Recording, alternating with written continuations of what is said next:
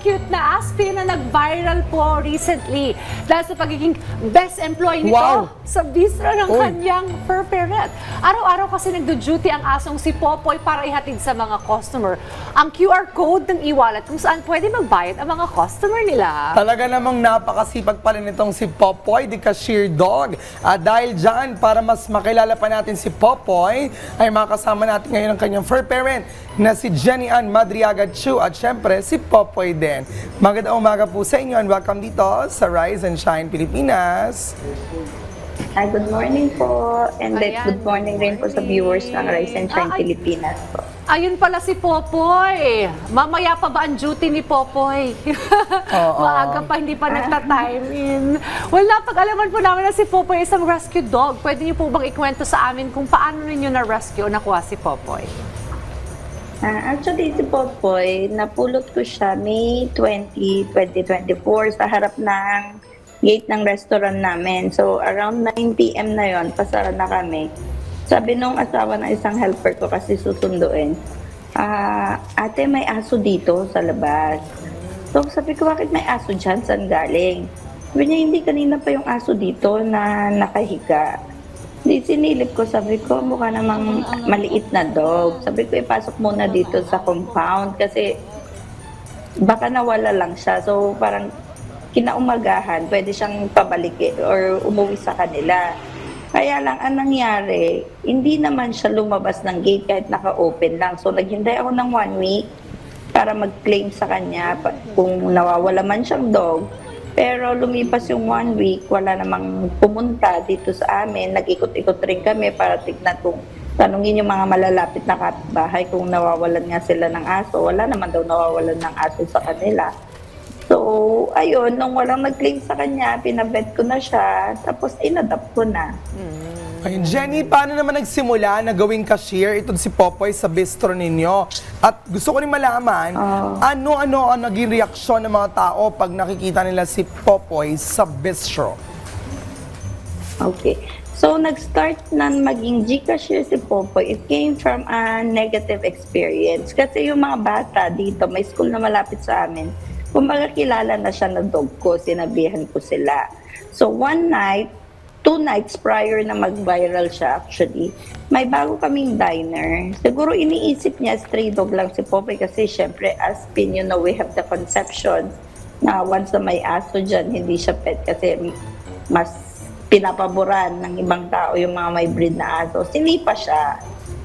So parang ang sabi ko lang sa husband ko, nakakasama naman ng loob na hindi siya inaano. Hindi inaano ni Popo yung tao. Ginanon siya. Ang unang plan lang namin talaga, lagyan muna siya ng ID na nakalagay Tikya Dog. Pero later on, sabi ko Gcash na lang kaya kasi nagtatanong yung mga customer kung meron kami Gcash. Since mahilig talaga siyang makisalamuha sa customer namin, friendly siya talaga, kahit sa dog, kahit anong animals na dalhin nila dito kasi pet friendly kami. Okay lang sa kanya. So, nung una na parang nakita nila, yung mga dating customer namin, nakita may QR code na siya. Niloloko lang siya na sabi na, aba Popoy, sana all. May trabaho. May trabaho ka na pala ngayon. Eh, magkano naman po ang sweldo ni Popoy? Unlimited po. Maraming dog Popoy. Yata ngayon namimili na. I wonder saan yung lugar ninyo? Saan yung bistro or yung restaurant? San Jose City, Nueva Ecija po. Sa Nueva Dito sa Ecija. province. Naku, gusto ko sanang dumayo para makita ko si Popoy.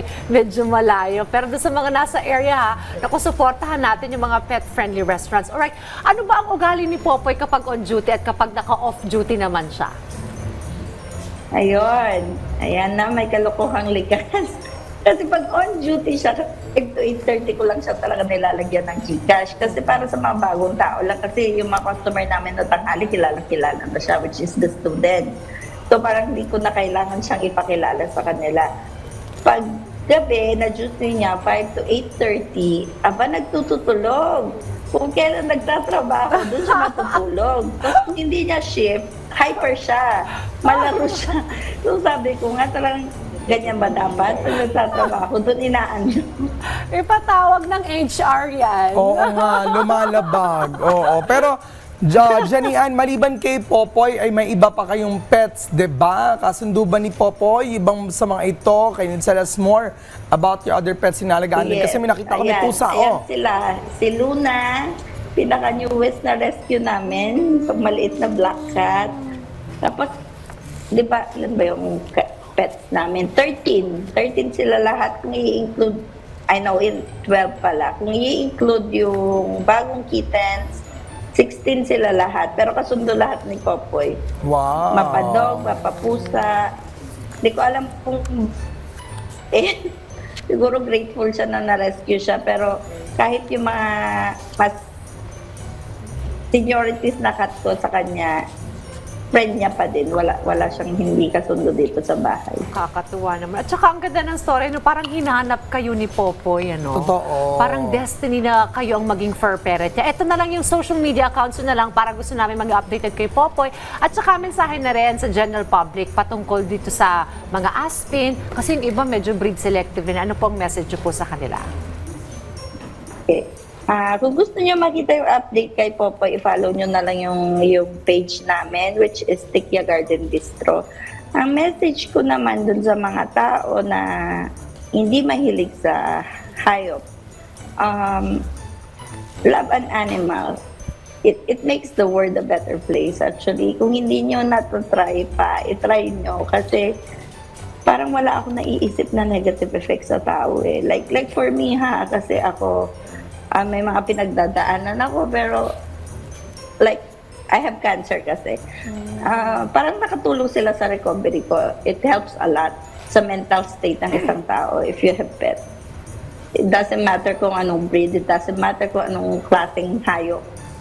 As long as you love them, it will make you a better person. Oh, Ayun, well said. Totoo cute naman. yun. At talagang dapat tayo mismo mahal natin ng mga dogs kasi yun ang best friend din natin kapag mga pagkakataong wala tayo ibang kasama. On that note, maraming salamat sa pakipagkwentuhan sa amin this morning. Sana ay maging inspirasyon kayo ng mga ka-RSP natin na mag-rescue pa ng mga aso at iba pang mga hayop. Again, thank you and stay safe. Thanks, Jenny. Thank you. Thank you for the time. Bye.